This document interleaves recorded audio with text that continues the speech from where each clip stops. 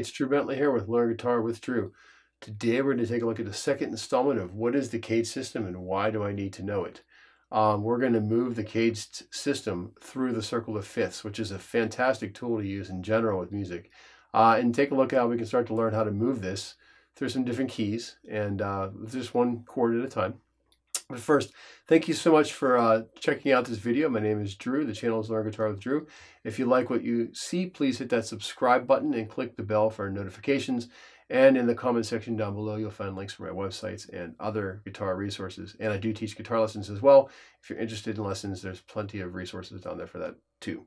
Okay, so the CAGED system, just to recap from the first video, we have 5 basic chord forms that move up the neck, and they happen to spell out the word cage, which I think is like some sort of fantastic miracle. So C, A, G, E, and D are our 5 basic chord forms, or five basic chords, and we can move those through the forms up the neck. So these are all C chords, for example. All right, so I was talking in the last video how if you take your C chord, fingers 1, 2, and 3, if I use the next fingers in line, we have 2, 3, and 4. We have a C chord. If I move that 1 fret higher, we have C sharp. 1 fret higher, D, D sharp, E, F, F sharp, G, etc. So the same thing applies to all of these. There's your A chord, right?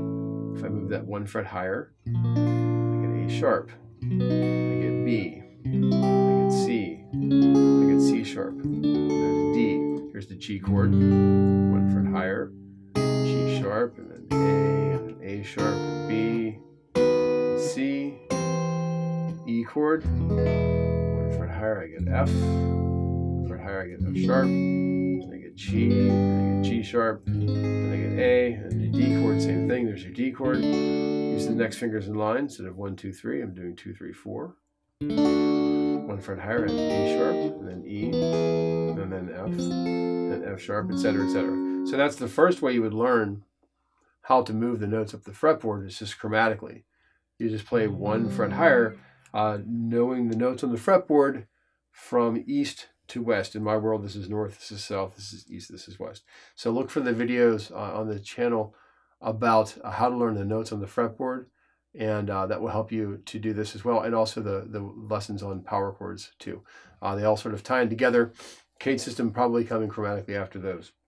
Okay, so the next thing we want to do is to start to move our forms through the circle of fifths. Okay, so again, if this is our C chord, there's our first C chord. There's the octave of C. If I play the octave of C here, this is my next C chord. This is the better way to learn it than chromatically, probably.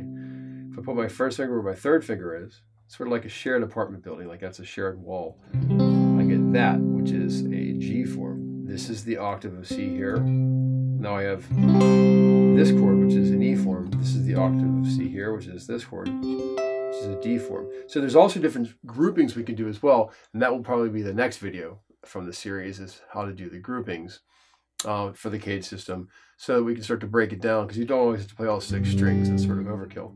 Now, this is C. Again, octaves, there's C, there's C, this is a C, and this is a C.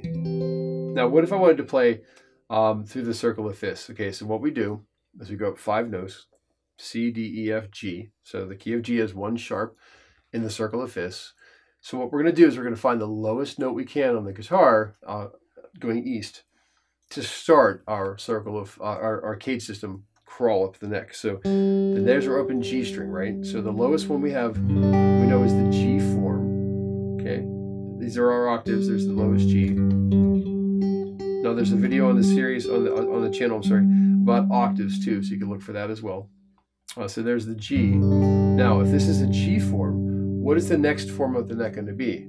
It's going to spell out the word CAGED. So C-A-G-E. Now we look for an E form of G. E, F, F sharp, G. You can always refer back to the chromatic thing. E, F, F sharp, G. There's our G chord. So now, if that's a G form, C-A-G, the next one has to be a what?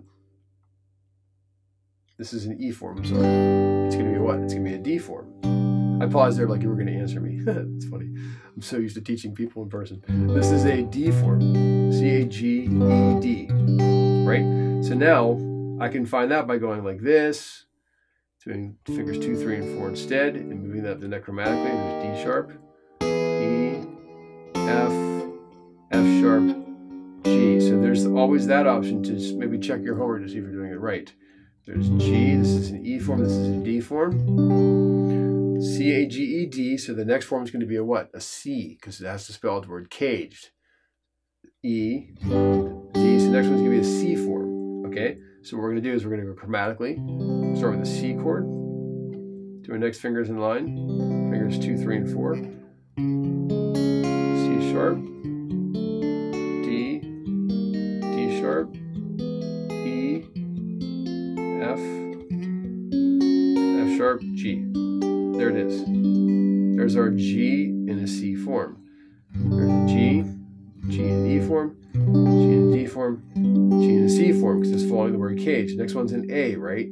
Okay, so again, you have two ways to find these chords. The first thing you could do is move chromatically. We'll do that again. Here's an A chord. What's next? A sharp. 1 fret higher. 1 fret higher, that is B, C, C sharp, D, D sharp, E, F, F sharp, G. Now the easier way to do it is to follow the octaves. There's an octave of G, octave of G, octave of G, octave of G. There it is. So it follows the octaves. It's like I call it a constellation of stars, sort of hanging on the laundry, sort of like it's like the Big Dipper or something. These notes are, it's a cool lick too, but these notes are following particular order of the guitar neck, and you can see the caged forms are fitting right there in the middle of these octaves. Pretty cool, right? This G here is the same as this G, 12 frets higher. Okay, so now the next one we want to do is what? Caged, circle of fifths. C, the key of G has 2 sharps. The key, 1 sharp, the key of D has 2 sharps. Now we're at the key of D. The next key after G is D. It has 2 sharps. We'll do a D chord. Okay, so that's D in a D form. What's the next letter in the word caged? A C, because it starts over again. So what we do is we play our C, we go chromatically, next finger in line, C sharp, D, and then we're already there. There's D. We could have also gone D and gone to the next shape following the octaves. There it is. There's this guy, and then there's the C form fitting right in the middle of it. Okay? So C, C sharp, D, or D to D. Now you'll notice this apartment kind of thing where we have shared walls again. That guy's a D. You'll notice if I borrow this and do this, it's also like a little D down there too. So there's a connective part there where they overlap. Okay, so following that logic of caged, there's the D, right? So next one is what? An A form. We're spelling out the word caged. So let's do the octave first. There's my octave.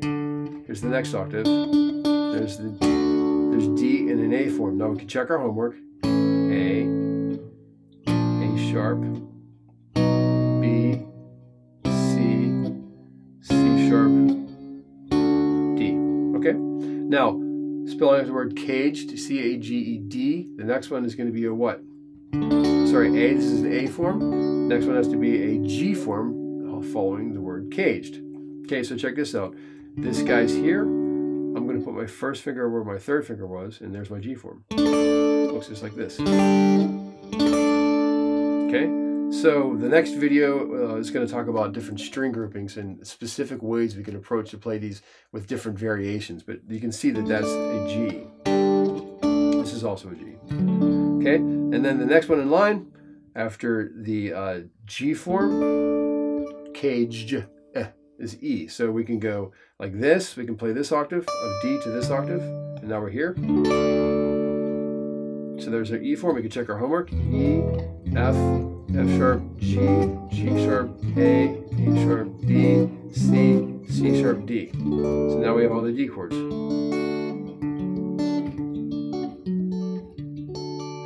chords, the G chords, and the D chords now.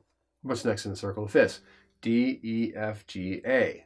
We're just counting up 5 letters. You can always reference a circle of fifths, it's everywhere. So now the key of A has 3 sharps. A is our first chord. So if A is our chord in the first position, what's the next one in line? CAGED, a G chord, right? So now we're going to play the G chord next, and that's going to be, take G, we'll go chromatically, G, G sharp, A. There it is, or A here. Now we have A in a G form. Okay, so what's next? J, E, the E chord. So here it is, following the octaves.